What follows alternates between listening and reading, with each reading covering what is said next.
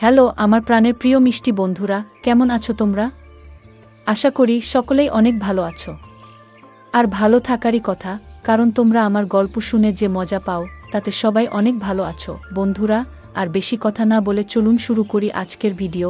তুমি তো আজ অনেক ক্লান্ত, চলো আমি তোমার মাথায় তেল মালিশ করে দিই, বললেন চাচি। তার নরম হাত যখন আমার চুলে আলতো করে ঘুরছিল, আমার মনে এক অন্যরকম অনুভূতি হচ্ছিল। কিছুক্ষণ পর তার হাত আমার পিঠের দিকে নামল। পায়েল চাচি সবসময় নিজের কাজে ব্যস্ত থাকতেন, তাই আমার জন্য এমন কিছু করার সুযোগ খুব একটা পেতেন না। কিন্তু সেদিন রাতে চাচি নিজের হাতে আমার মাথায় তেল মালিশ করছিলেন। মালিশ করতে করতে কখন যে ঘুমিয়ে পড়লাম তা টের পাইনি। সকালে ঘুম ভাঙতেই দেখি আমার শার্ট নেই আর চাচি আমার পায়ের কাছে শুয়ে আছেন। ওনাকে এভাবে দেখে মনটা ভরে গেল। যখন আমার বাবা মা বিদেশে চলে গেলেন, তখন আমার জীবনে একটি নতুন অধ্যায় শুরু হলো। মা বাবা আমার যত্নের জন্য আমার চাচিকে আমাদের বাড়িতে থাকতে বললেন। পায়েল চাচি বয়স প্রায় 40-এর কাছাকাছি হলেও তার ব্যক্তিত্ব ও রুচিশীলতা ছিল মনোমুগ্ধকর। তার চালচলন, হাসি এবং কথার ধরন সবকিছুই একেবারে আকর্ষণীয় ছিল। আমি তার দিকে মুগ্ধ হয়ে তাকিয়ে থাকতাম। সত্যি বলতে চাচি ছিলেন সত্যিই আকর্ষণীয়। তার মুখে সবসময় এক ধরনের অদ্ভুত হাসি লেগে থাকত।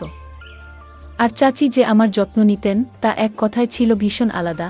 আমার প্রতি তার এমন একটি ভাবনা ছিল যেন আমি এখনও সেই ছোট্ট শিশু যে প্রতিটি প্রয়োজনের জন্য অন্যের উপর নির্ভরশীল। তিনি আমার খাবার দাবার থেকে শুরু করে পোশাক পরিচ্ছদ সবকিছুতেই নজর রাখতেন, যেন আমার প্রতিটি ছোট বড় দায়িত্ব তারই উপর। অনেক সময় তার এই অতিরিক্ত যত্ন আমার মনে প্রশ্ন জাগাত, কিন্তু সত্যি বলতে এর মধ্যে এক ধরনের স্বস্তি খুঁজে পেতাম। সকালে তিনি যখন আমাকে গোসল করার কথা বলতেন, তার কণ্ঠে এক আলাদা ভাব থাকত। বারবার তিনি নিজেই আমাকে গোসল করাতে চাইতেন, যেন বুঝতেই চাইতেন না যে আমি এখন বড় হয়ে গেছি। বন্ধুরা, আজকের গল্পটা অনেক বেশি স্পেশাল, তাই কেউ মিস করো না। আর গল্পগুলো ভালো লাগলে ভিডিওটি লাইক, শেয়ার এবং চ্যানেলটি সাবস্ক্রাইব করো প্লিজ। একদিন চাচি আমাকে বললেন, তুমি ছোটবেলায় কতবার আমার কাঁধে উঠে খেলতে গো। আমি একটু লজ্জা করে চাচিকে বললাম, চাচি আমাকে এভাবে লজ্জা দিও না আগে। কিন্তু তিনি থামলেন না এবং গোসলের সময় আমার দিকে তাকিয়ে রইলেন। বন্ধুরা, আমার নাম সৌরভ, আর এখন আমার বয়স 20 বছর। ছোটবেলা থেকে শুনে আসছি যে মায়ের পরেই চাচি, ঠিক মায়ের মতো। এই কথাগুলো বরাবরই আমার মনে একটা প্রশ্নের জন্ম দিত, সত্যিই কি চাচি এতটা গুরুত্বপূর্ণ? তবে কখনো ভাবিনি যে চাচি আর আমার মধ্যে এমন কিছু ঘটবে যা আমি কল্পনাও করিনি। যিনি ছোটবেলায় আমার এত যত্ন নিয়েছেন, তার দৃষ্টিভঙ্গি কখন যে এতটা বদলে যাবে বুঝতেই পারিনি। একবার আমার বাবা মা 2 মাসের জন্য বিদেশে গিয়েছিলেন। মা বাড়ির দেখাশোনার জন্য একজন সহকারী পাঠিয়েছিলেন। পরদিন সকালে যখন ঘুম থেকে উঠলাম, হঠাৎ দরজার ঘণ্টা বাজল। যেহেতু মা বাবা বিদেশে ছিলেন, তাই ভাবলাম হয়তো কেউ এসেছেন। দরজা খুলতেই সামনে দাঁড়িয়ে ছিলেন এক লম্বা, সুন্দরী এবং আত্মবিশ্বাসী মহিলা। তার চোখে ছিল এক ধরনের ঝলক আর মুখে ছিল মৃদু হাসি। তিনি হাসতে হাসতে বললেন, এই বাড়িতে একজন কাজের মহিলার দরকার ছিল, তাই না? আমি তাকে মনোযোগ দিয়ে দেখলাম এবং বললাম, হ্যাঁ, সম্ভবত আমার মা আপনাকে ডেকেছেন গো। তারপর তাকে বাড়ির ভেতরে নিয়ে এলাম। যখন তিনি ঘরে ঢুকলেন, আমি তাকে রান্নাঘর দেখালাম। তবে তিনি এমনই অভিজ্ঞ ছিলেন যে রান্নাঘরে কি কোথায় আছে তা সঙ্গে সঙ্গে বুঝে গেলেন, যেন আগে থেকেই এখানকার সবকিছু তার জানা। আমি ভাবলাম এটা খুবই ভালো হলো, মা নিশ্চিন্তে থাকতে পারবেন। তখনই মাকে ফোন করে জানালাম যে কাজে মহিলা এসে গেছেন। মা এটা শুনে অনেকটাই নিশ্চিন্ত হলেন। আমিও বুঝলাম এখন আর একা থাকার অনুভূতিটা থাকবে না। সারাদিনের কাজের পর সন্ধ্যায় কাজের মহিলাকে ছুটি দেওয়ার সময় এল। হঠাৎ করেই তিনি আমাকে বললেন, সৌরভ, সকাল থেকে তোমার সাথে আছি কিন্তু তুমি এখনও আমাকে চিনতে পারোনি গো। তার কথা শুনে আমি অবাক হয়ে গেলাম। বললাম, আমি জানি আপনি বাড়ির কাজের সহায়তা করতে এসেছেন, তবে আর কি পরিচয় আছে আপনার?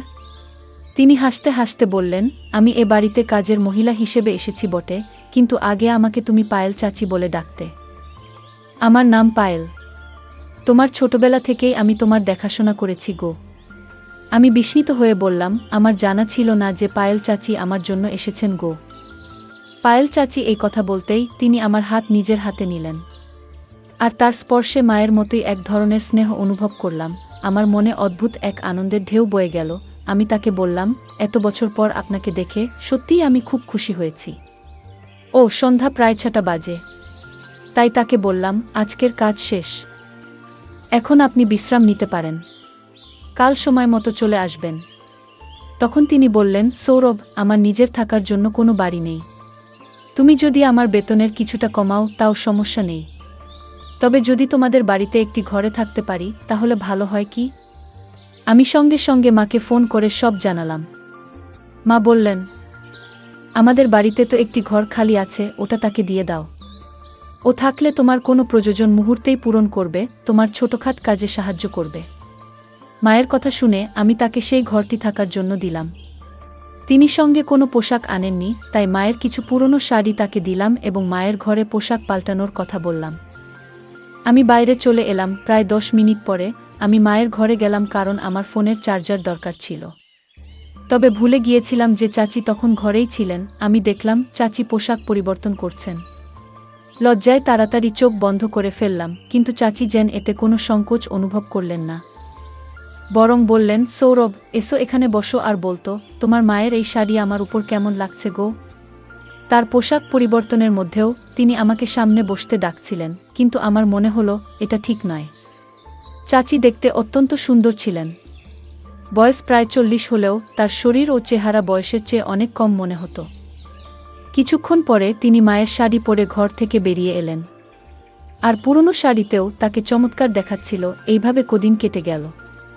পায়েল চাচি প্রায় 10 দিন ধরে আমাদের বাড়ির কাজ দেখাশোনা করছিলেন। একদিন তিনি আমার ছোটবেলার অনেক স্মৃতি শোনালেন। সেসব শুনে আমি যেন নিজের শৈশবে ফিরে গেলাম। সেই ছোট্ট ছেলেটা যে সবসময় মোবাইলে ব্যস্ত থাকত, এবার নিজেই সে শৈশবের কথা ভাবতে লাগল। চাচি মাঝে মাঝে আমাকে বেশ বিভ্রান্ত করতেন। কয়েকদিন পর হঠাৎই একদিন বললেন, সৌরভ, আজ তোমাকে আমি নিজ হাতে গোসল করিয়ে দেব গো। আমি বারবার না করলেও তিনি হাসি মুখে গোসল করানোর জন্য জেদ করছিলেন। তার কথায় রাজি হয়ে শাওয়ার নিয়ে বের হলাম। দেখলাম চাচি আমার ঘরে বসে আছেন। তিনি বললেন, তুমি আমার হাতে গোসল করনি, কিন্তু এখন আমি তোমার ভেজা চুল মুছে দিতে চাই গো। আমি মাথা নিচু করে তোয়ালে দিলাম এবং তার সামনে বসলাম। চাচি স্নেহভরা হাতে আমার চুল মুছে দিতে লাগলেন।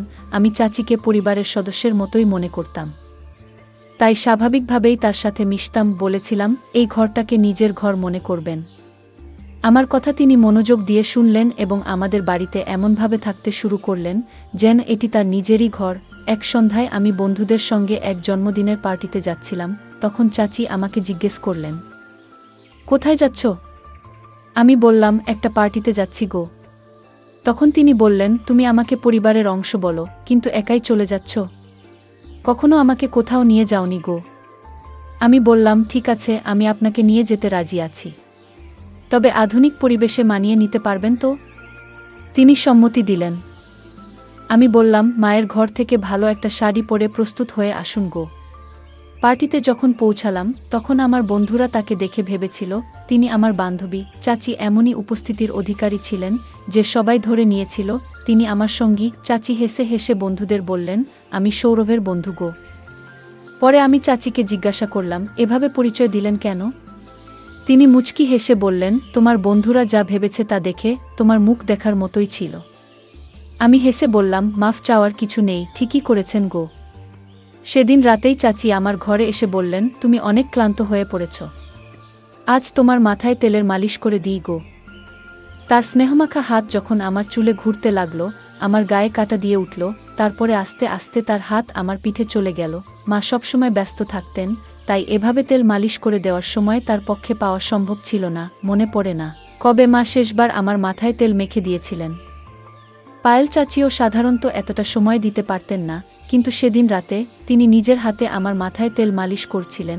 মালিশের আরাম পেয়ে কখন যে গভীর ঘুমে তলিয়ে গিয়েছিলাম বুঝতেই পারিনি। পরদিন সকালে ঘুম থেকে উঠে দেখি পায়েল চাচি আমার পায়ের কাছে শুয়ে আছেন। তাকে জাগিয়ে হেসে বললাম, তুমি আমার পায়ের কাছে কি করছো? চাচি মুচকি হেসে বললেন, গত রাতে তোমাকে মালিশ করতে করতে আমারও ঘুম চলে এসেছিল গো। সকালে চাচি হঠাৎ আমাকে একটা প্রশ্ন করলেন যা আমাকে ভাবিয়ে তুল। তিনি বললেন, গত রাতে যখন তোমার কাঁধে হাত রেখেছিলাম তুমি এত তাড়াতাড়ি ঘুমিয়ে পড়লে, তোমার মা কি কখনো তোমার মাথায় মালিশ করতেন না? আমি সরাসরি কিছু বলিনি, কারণ জানতাম মা সবসময় তার কাজ নিয়ে ব্যস্ত থাকেন। তাই পরিবর্তে বললাম, না না, আমার মা সবসময় আমার যত্ন নেন, এমন কিছু নয়। পায়েল হেসে মাথা নাড়লেন এবং বাইরে চলে গেলেন। এরপর আমরা দুজন একসঙ্গে নাস্তার টেবিলে বসলাম। ঠিক তখনই কলিং বেল বেজে উঠল। দেখি মা এবং বাবা দুজনেই বাড়ি ফিরে এসেছেন। তাদের দেখে আমি খুব খুশি হলাম। বাড়িতে ঢুকতেই দেখলাম বাবার দৃষ্টি পায়েল চাচির উপর আটকে আছে, যেন তিনি তাকে নতুনভাবে দেখছেন। পায়েল সেদিন এত সুন্দর লাগছিলেন যে বাবার দৃষ্টি তার উপর থেকে সরছেই না। বাবার মনোযোগ অন্যদিকে ফেরাতে আমি কাছে গিয়ে তাকে আলিঙ্গন করলাম। মা পায়েলকে ভালোভাবেই চিনতেন, তাই মা পায়েলকে আলিঙ্গন করলেন। সেদিন রাতে খাবারের সময় দেখলাম বাবা আবারও পায়েলের দিকে অন্যরকম ভাবে তাকিয়ে আছেন। কেন তিনি তাকে এত মনোযোগ দিয়ে দেখছেন তা বুঝতে পারছিলাম না। তবে বাবার এভাবে তাকানো আমার একটু অস্বস্তি হচ্ছিল। রাতের খাবার শেষে বাবা তার ঘরে চলে গেলেন, আর পায়েল রান্নাঘর পরিষ্কার করছিলেন। কাজ শেষ করে তিনিও তার ঘরে চলে গেলেন। কিছুক্ষণ পর আমি তার ঘরে গেলাম, কারণ সেদিন আমাদের মধ্যে কিছু কথা হয়নি। আমাকে হঠাৎ দেখে পায়েল একটু অবাক হয়ে গেলেন। আমি হাসতে হাসতে বললাম, এত অবাক হওয়ার কি আছে? আমি তো তোমার সৌরভ গো। পায়েল মুচকি হেসে বললেন, তুমি এত চুপি সারে এলে যে একটু ঘাবড়ে গিয়েছিলাম। কিছু দরকার ছিল? আমি বললাম, না পায়েল, বিশেষ কিছু দরকার ছিল না। সেদিন তেমন কথা বলা হয়নি, তাই ভাবলাম একটু দেখা করে যাই গু। পায়েল হেসে বললেন, ঠিক আছে, যখনই দরকার পড়ে আমাকে ফোন করো। আমি তোমার জন্যই এখানে আছি ইউ। তার কথায় আমি হেসে দিলাম। তারপর ঘর থেকে বেরিয়ে এলাম। পরদিন সকাল হয়ে গেল। সকাল 10টা বাজলেও নাস্তা তৈরি ছিল না। সাধারণত পায়েল প্রতিদিন সকাল 8টায় আমার জন্য নাস্তা নিয়ে আসেন, কিন্তু আজ 9টা পেরিয়েও কিছু আনেননি। তখন আমি রান্নাঘরে গেলাম দেখতে কি হচ্ছে। সেখানে গিয়ে দেখলাম পায়েল মাথা নিচু করে চুপচাপ দাঁড়িয়ে আছেন, যেন গভীর চিন্তায় ডুবে আছেন। আমি অবাক হয়ে জিজ্ঞেস করলাম, কি হয়েছে পায়েল? ধীরে ধীরে বললেন, তোমার বাবা। ঠিক তখনই বাবা রান্নাঘরে ঢুকে পড়লেন। পায়েল তার মুখ আমার দিক থেকে সরিয়ে নিলেন। গতকাল থেকেই বাবা পায়েলের দিকে অন্যরকমভাবে তাকাচ্ছিলেন, যা আমার নজর এড়ায়নি। পায়েল কেবল আমার আত্মীয় নন, তিনি আমার খুব কাছের একজন বন্ধু হয়ে উঠেছেন, এবং আমি তার সাথে এমন আচরণ সহ্য করতে পারছি না। আমার মনে প্রশ্ন জাগছিল, একদিনের মধ্যে এমন কি ঘটেছে যে পায়েল এতটা অস্বস্তিতে পড়ে গেছেন? রাতে শুতে গেলাম, কিন্তু মনটা অস্থির ছিল। কিছুক্ষণ পর ভাবলাম পায়েলও ঘরে গিয়ে দেখে আসা উচিত। তার ঘরের দরজার কাছে পৌঁছেই দেখি বাবা ইতিমধ্যেই সেখানে আছেন এবং পায়েলের হাতে কিছু টাকা দিচ্ছেন। কেন হঠাৎ করে এত টাকা দিচ্ছেন সেটা বুঝতে পারলাম না। সামনের দৃশ্য দেখে আমার মনের মাঝে অস্বস্তি বাড়তে লাগল। পায়েল বাবাকে বলছিলেন, যতক্ষণ না আমি সৌরভের সাথে কথা বলবো আমি এই বাড়ি ছাড়ব না আগে। আমার মনে হলো হয়তো সে আমাকে ভালোবেসে ফেলেছে। দেরি না করে আমি সরাসরি তার ঘরে ঢুকে পড়লাম। বাবাকে জিজ্ঞাসা করলাম, আপনি এখানে পায়েলের সাথে কি করছেন? আমার প্রশ্ন শুনে মাও ঘরে এসে ঢুকলেন। আমাকে দেখে মা বাবার মুখের ভাব কেমন যেন বদলে গেল। মা বাবা আমাকে বলতে লাগলেন, তুমি নিজের ঘরে ফিরে যাও। আমি প্রতিবাদ করে বললাম, আমি আর শিশু নই। আমি জানতে চাই এখানে আসলে কি ঘটছে এবং আপনি পায়েলের সাথে কি করছেন গো। ঠিক তখনই পায়েল আমার কাছে এসে আমাকে জড়িয়ে ধরে কাঁদতে লাগলেন। তিনি বললেন, সৌরভ, এই বাড়িতে তুমি একমাত্র ব্যক্তি যে আমাকে বোঝো। এখানে আসার পর থেকে তোমাকে অনেক কিছু বলতে চেয়েছি, কিন্তু কিছু কারণে চুপ ছিলাম। পায়েলের কথায় আমি অবাক হলাম এবং তাকে সান্ত্বনা দিয়ে বললাম, যদি কোনো নিরীহ মানুষের সাথে অন্যায় হয়ে থাকে আমি তা সহ্য করব না আগে। তখন মা পায়েলকে বললেন, তুমি চুপ থাকাই ভালো আর এখান থেকে চলে যাও। কিন্তু পায়েল উত্তেজিত হয়ে মায়ের দিকে তাকিয়ে বললেন, আজ আর চুপ থাকব না। আমি সৌরভকে সব সত্য বলবো। পায়েল আমার দিকে ফিরে বললেন, সৌরভ, তুমি তোমার এই মা বাবার সন্তান নও।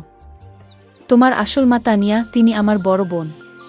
কয়েক বছর আগে তিনি এই বাড়িতে কাজ করতেন এবং দুজন যমজ সন্তানের জন্ম দিয়েছিলেন। তোমার বাবা তাদের একজনকে তোমার দত্তক হিসেবে নিয়েছেন, আর আমি এখন তোমার ভাইয়ের যত্ন করি। তোমাকে ভালোভাবে দেখাশোনা করার জন্য আমি এখানে আছি। এই কথা শুনে আমার মনে নতুন প্রশ্ন তৈরি হলো। আমি পায়েলকে দূরে সরিয়ে দিয়ে বললাম, আমি আপনার কথায় বিশ্বাস করি। আপনি আমার মায়ের মতোই। তবে আমি নিজের জীবন নষ্ট করতে চাই না। আপনি যা বলছেন যে তারা আমার আসল বাবা মা নন, আমি তা মেনে নিতে পারছি না। তাদের প্রতি আপনার অভিযোগ শুনে ভালো লাগছে না, কারণ তারা আমাকে নিজের সন্তানের মতোই ভালোবাসা এবং যত্নে বড় করেছেন। সব জানলেও আমার এতে কোনো আপত্তি নেই, কারণ তারা আমাকে এমন এক জীবন দিয়েছেন যা আমি কখনো কল্পনাও করিনি। এরপর মা বাবা সিদ্ধান্ত নিলেন যে পায়েলকে পুলিশের হাতে তুলে দেবেন। তবে আমার যমজ ভাইদের জন্য তাকে ক্ষমা করলেন, কারণ সে পায়েলের কাছে রয়েছে। কয়েক বছর আগে পায়েল আমার মা বাবার কাছ থেকে কিছু টাকা নিয়েছিলেন। আমার জন্মের পর আমার আসল মায়ের মৃত্যু হয়েছিল, আর পায়েল তখন আমার বট ভাইয়ের দেখাশোনা করতেন। কিন্তু দুর্ভাগ্যবশত তিনি ভাইকে সঠিকভাবে বট করেননি। ভাই খারাপ পথে চলে গিয়েছিল এবং তার জীবন বিপদে পড়েছিল। সে চুরি করত, নানা ধরনের মজা করত, আর এখন আবার আমার মা বাবার কাছ থেকে টাকা আদায়ের চেষ্টা করছিল। কিছু গয়না সে চুরি করেছে, কিন্তু তাতেও সে সন্তুষ্ট ছিল না। পায়েল আমার মা বাবার কাছে 20 লাখ টাকার দাবি করেছিল, কিন্তু এবার মা বাবা তাকে স্পষ্টভাবে না করে দেন। তখন সে তাদের হুমকি দিতে শুরু করে। মা বাবা তাকে কিছু টাকা দিয়ে বাড়ি থেকে চলে যেতে বললেন। পায়েল আমাকে নিজের প্রতি বিশ্বাসী করাতে চেয়েছিলেন, আমাকে মায়ে ফাঁসাতে চেয়েছিলেন, কিন্তু তার আসল চেহারা প্রকাশ পাওয়ায় আমার মনের সমস্ত ভালোবাসা ফিকে হয়ে গেল। কয়েক বছর আগে মা বাবা আমাকে দত্তক নেওয়ার জন্য পায়েলকে কিছু টাকা দিয়েছিলেন, কিন্তু সে সেই টাকা সঠিকভাবে ব্যবহার করতে পারেনি। যদি সময়মতো সে সেই টাকার মূল্য দিত এবং তার যথাযথ যত্ন নিত, তাহলে হয়তো আজ আমার বড় ভাই সঠিক পথে থাকত। কিন্তু পায়েল তাকে সঠিক শিক্ষা বা দিশা কিছুই দিতে পারেনি। এ কারণে মা বাবা তাকে আমাদের জীবন থেকে দূরে সরিয়ে দেন এবং আমার বট ভাইকেও দত্তক নেন, নিজের সন্তানের মতো করে বট করেন। আমি আমার মা বাবার প্রতি অত্যন্ত কৃতজ্ঞ, যারা আমাকে ও আমার ভাইকে এত সুন্দর জীবন দিয়েছেন। যদি সময়মতো পায়েলের আসল চেহারা না জানতাম, তাহলে হয়তো তার মায়ের জালে পড়ে আমার জীবন নষ্ট হয়ে যেত। কিছু মানুষ অর্থের লোভে সম্পর্কের মর্যাদা ভুলে যায়। সম্পর্কের মান এবং সম্মান রক্ষা আমাদের জীবনের অন্যতম গুরুত্বপূর্ণ নীতি। প্রতিটি সম্পর্কের একটি নিজস্ব অর্থ ও উদ্দেশ্য থাকে। সম্মান, বিশ্বাস ও শালীনতা ছাড়া কোনো সম্পর্ক সত্যিকার অর্থে সুখ ও সন্তুষ্টির উৎস হতে পারে না।